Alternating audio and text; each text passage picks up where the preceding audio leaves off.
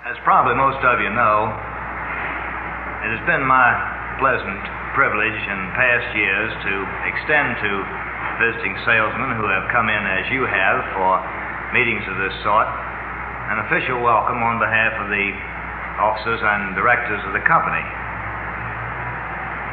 It's a source of much regret to me that I cannot be in town and be able to do this for this particular group, but plans which had been laid long ago must be followed out, and therefore I had to do the next best thing, period. Through the able assistance of our new research department, I'm able to make what they call a tape recording and therefore bring you greetings and make, as my good friend Frank Haynes used to say, a few observations in this fashion, period. Now, at the outset, let me say to you that frequently, no doubt, during this recording, you're going to hear me say period, and I might even go so far as to say paragraph. And the reason for it is that I'm accustomed to using a dictating machine and not one of these gadgets.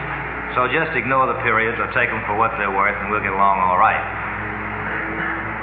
Now, it seems to me that one of the main reasons for your coming into Winston-Salem is not just the pleasure of the trip, but to take advantage of the opportunity that's going to be offered to you to learn something more about this outfit called Reynolds with which you've become associated. I am reminded of a newspaper clipping which reached me by a third party a couple of years ago, which had to do with the pending visit of a couple of Larry Flash's men from North Dakota who were coming in for one of these meetings. As I recall, the newspaper article said that Mr. Flash was sending two of his younger men down to Winston-Salem on a pleasure trip at which they might find time for a little business. Now, believe me, I hope you're going to have a good time, but there's plenty of business to be taken care of. And as the meetings go on, I think you will understand just what I'm talking about. Now, at the beginning, I'd like to ask a favor of you fellows. You know, having you here in Winston-Salem is a great break for the sales department.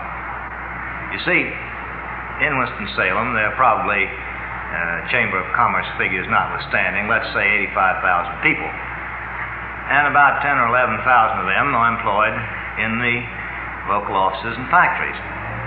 Winston-Salem folks can see these employees every day, and they know what they look like, how they act, and what sort of people they are. On the other hand, the sales force is something that's different, it's out of town, it's not something that the average man knows about, and most of the folks you see while you're here are going to be looking at you rather skeptically and certainly looking at you in order to try to find out what makes that man tick and how does the sales department operate and all the things they can find out about our group from you men. In other words, you're sort of on display in a showcase these few days you're here, and I think that's enough to say because I know you're each going to conduct yourself in such a manner as will bring credit on your department. It's probably a means of doing a little so-called front office pitching on our part, and I'm not averse to using it when I think I'll get some good out of it. Usually at the meetings held heretofore, there's been some discussion of company business, company plans, sales department plans, and all that will be covered. Let me say briefly here that I think business is good. Certainly, camels are holding well. Cavaliers are way ahead of last year, and I don't need to tell most of you fellows what Winston's are doing. Prince Albert looks healthy. Our plug brands are continuing to dominate the field, and so I don't think we have any worries there if we continue to stay on the job and do the things that are going to be required of us.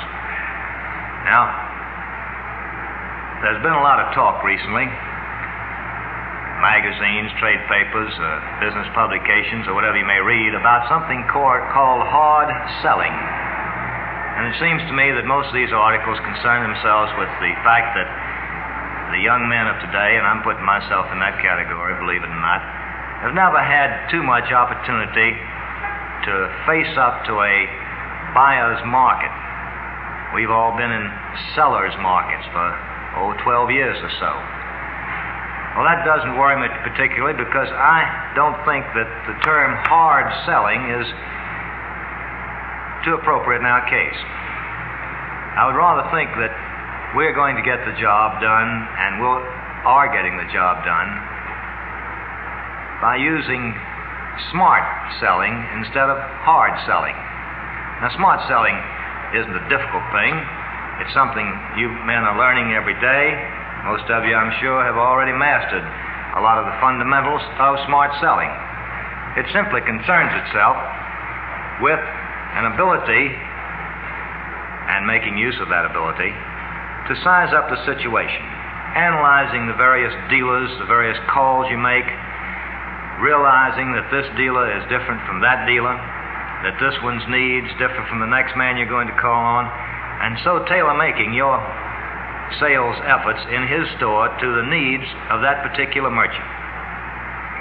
I believe that we are trying to, and successfully are, giving you a great deal of help in the merchandising aids you have available for the dealers.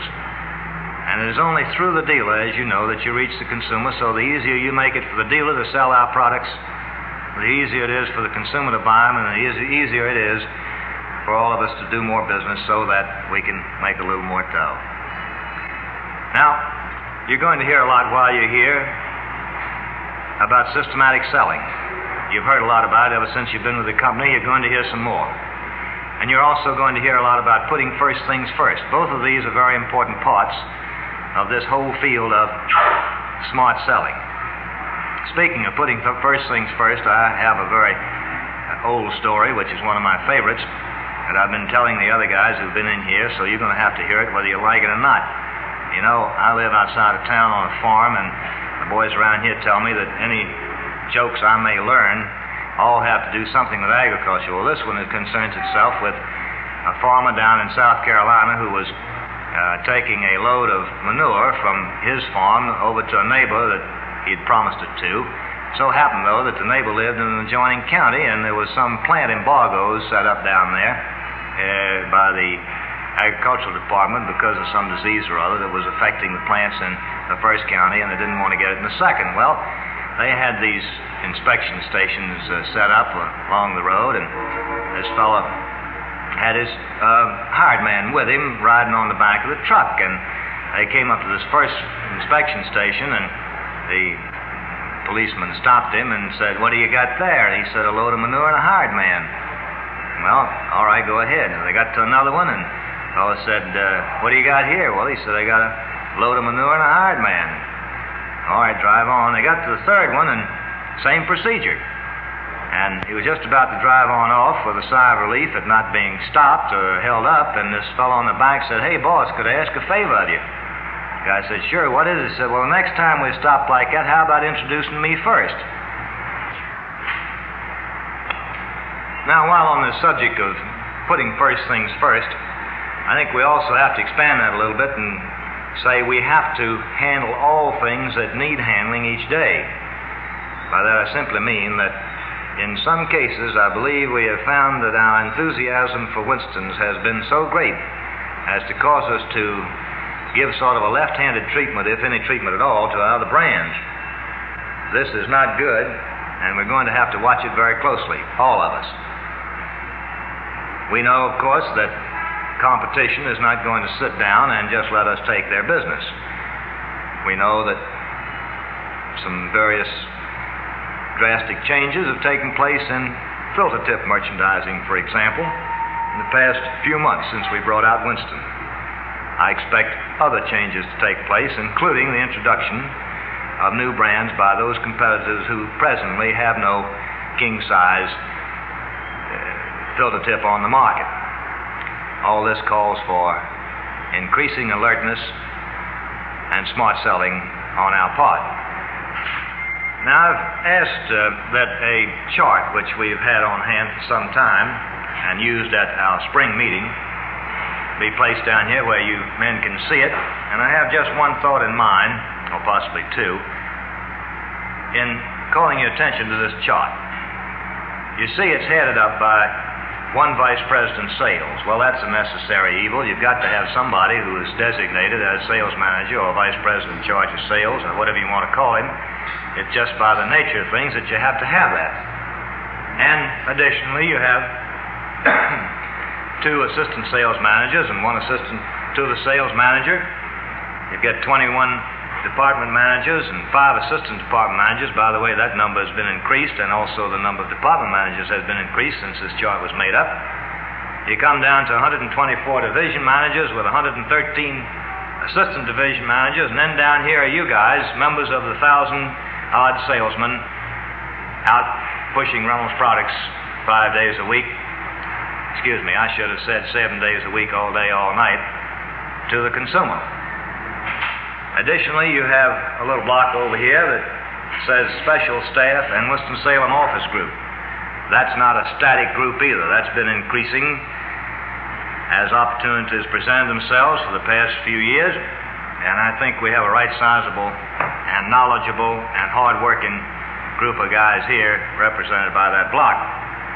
Now, why do I want to point this out to you? Well, first, it shows you, and you can check me on this one, that the guy at the top of the list started out as a salesman working on foot. That doesn't mean anything to you boys, but you ask some of the old heads about it. This foot business is something. And your 2 assistant sales managers have been out on the trade, carrying the bag on foot. There's some difference of opinion around here as to whether I or Bill Carter carried the bag on foot longer than the other. In any event, I'll bet you that we haven't got any 2 salesmen in the force today who together carried the bag on foot longer than Bill and I did together. Same thing applies to the assistant to the sales manager in a different fashion. He grew up with the company here. He started at the bottom. Your 21 department managers, your 22 department managers and the assistant department managers similarly started out as salesmen, and your division managers and your assistant division managers. What it means is this, fellas, that there's room up the ladder and you're starting in at the right rung. And down the road, let me say that I think the large number of what might be called supervisory forces indicated by this chart mean that you have an opportunity for instruction, guidance, help, counsel, which isn't afforded to many young men starting out in business. When you divide the total supervisory group there into the 1,000 salesmen, you come out with a figure of approximately 1 so-called supervisor to every 4 salesmen. I don't know where else in the world you'd find that kind of available advice afforded a young man starting in business. We have a lot of things to go over while you're here. You're going to have some very busy days, and I don't want to take up any more time. I'm grateful to you for sitting and listening. I'm grateful to you for coming in, and I'm only sorry that I'm not going to be here to give you this little chat in person. I shall look forward to an opportunity of saying hello to you in the field in the near future as I can get around the country. Meanwhile, enjoy yourselves while you're here, and for Pete's sake, get something out of it.